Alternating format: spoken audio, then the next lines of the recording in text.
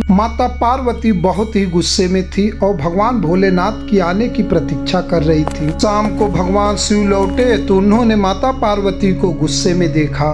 क्या बात है देवी पार्वती, आप बहुत क्रोधित दिखाई दे रही हैं। क्रोध न करूं तो और क्या करूं स्वामी, आप तपस्या में और अपने अन्य कार्यों में इतने व्यस्त रहने लगे हैं कि आपने मेरी ओर तो ध्यान देना बिल्कुल ही बंद कर दिया है। जाइए, मैं आपसे बात नहीं करूंगी। अरे अरे देवी पार्वती, इतना क्रोध, क्या करूं, बहुत सारे कार्य थे जिन्हें करने में वक्त लग गया।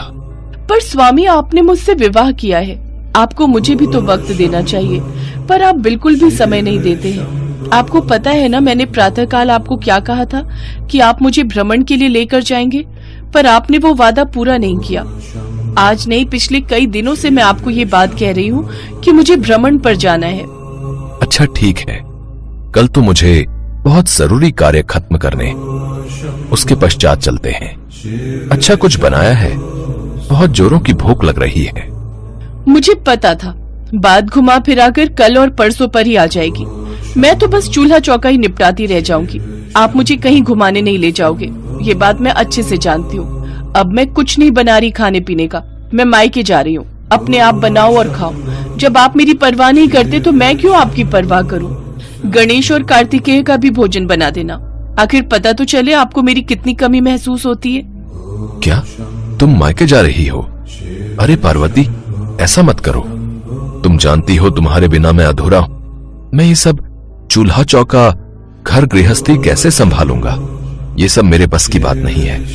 अरे पार्वती सुनो तो, अच्छा हम चलेंगे घूमने, अब ऐसे रूठ कर मत जाओ। नहीं, मैं जा रही हूँ, अब मैं कुछ दिनों बाद ही लौटूंगी। माता पार्वती पूरी तरह रूठ चुकी थी। भगवान शिव जानते थे अब वह कुछ दिनों के बाद ही जब खुद उदास होंगी तब लौट आएंगी, पर कब ये नहीं पता था। माता पार्वती मायके चली जाती हैं और घर की और बच्चों की सारी जिम्मेदारी अब भोलेनाथ पर आ जाती है। भूख लगी है, भूख। पिताश्री जल्दी जल्दी भोजन लाइए, भूख से मेरे पेट में दर्द हो रहा है। मुझे भी बहुत जोरों की भूख लगी है पिताश्री, जल्दी से भोजन लाइए। हाँ हाँ ला रहा हूँ। नंदी जरा मेरी मदद करो, मैंने रोटियां तो बना ली हैं, तुम बस मेरे साथ बच्चों को देने में मदद करो। ठीक है प्रभु। पिताश्री ये आलू की सब्जी है या पानी की सब्जी? इसमें आलू तो कहीं दिखाई ही नहीं दे रहे, केवल पानी ही पानी दिखाई दे रहा है। नहीं नहीं, आलू की सब्जी है, देखो खाकर, बहुत स्वादिष्ट बनी है। पिताश्री रोटियां तो जली हुई हैं, एक भी रोटी ऐसी नहीं जो हम खा सके, आपने सारी रोटियां जला दी। कार्तिकेय भैया, लगता है माताश्री की अनुपस्थिति में हमें तब तक ऐसा ही भोजन मिलेगा जब तक कि वो लौट नहीं आती। प्रभु सब्जी में नमक ज्यादा हो गया है। नंदी जो बना है चुपचाप खा लो, मैं वैसे ही बहुत परेशान हूं। ये सब काम सचमुच पार्वती इतनी आसानी से कैसे संभाल लेती है, मुझे अभी तक समझ नहीं आ रहा। मेरे लिए तो ये घर के काम करना असंभव है, ये एक गृहिणी ही कर सकती है। पार्वती की कमी बहुत महसूस हो रही है। कुछ देर बाद गणेश जी और कार्तिकेय जी खेलने चले जाते हैं। इधर शिव जी बहुत परेशान थे, उन्हें माता पार्वती की बहुत याद आ रही थी, इसलिए उनका कहीं भी मन नहीं लग रहा था। दैत्यों को जब यह बात पता चली कि शिव जी कैलाश पर्वत पर बिल्कुल अकेले हैं तो वे कैलाश पर्वत पर आक्रमण करने की योजना बनाने लगे। इस समय महादेव की शक्तियां क्षीण हैं, क्योंकि खबर मिली है कि पार्वती उनसे रूठकर मायके चली गई है। फिर तो हमारे पास अच्छा मौका है, शिवजी को बंदी बनाकर हम कैलाश के साथ साथ पूरी सृष्टि को जीत सकते हैं। हाँ चलो फिर हम कैलाश पर आक्रमण बोल देते हैं। इस समय वैसे भी पार्वती शिव से नाराज है, तो शिव की शक्तियां तो वैसे ही कमजोर हो गई होंगी। दैत्य भगवान शिव से युद्ध करने के लिए तैयार हो गए। उधर भगवान शिव बहुत परेशान थे।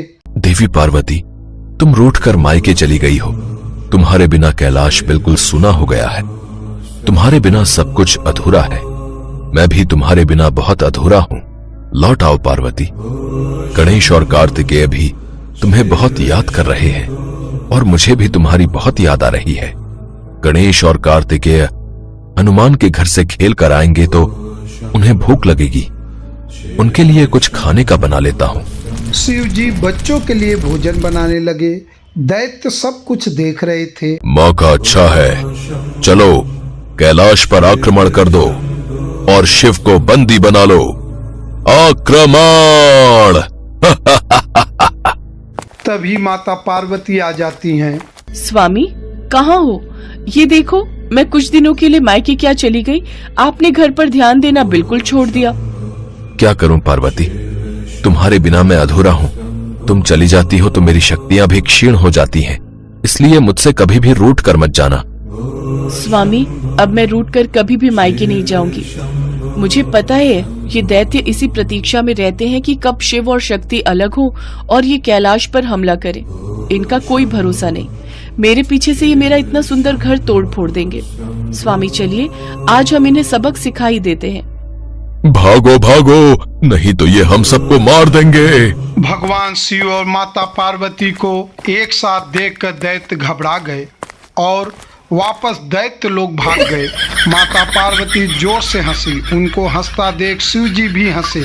नंदी सहित समस्त शिवगढ़ भी माता पार्वती को वापस लौटा देखकर बहुत खुश थे।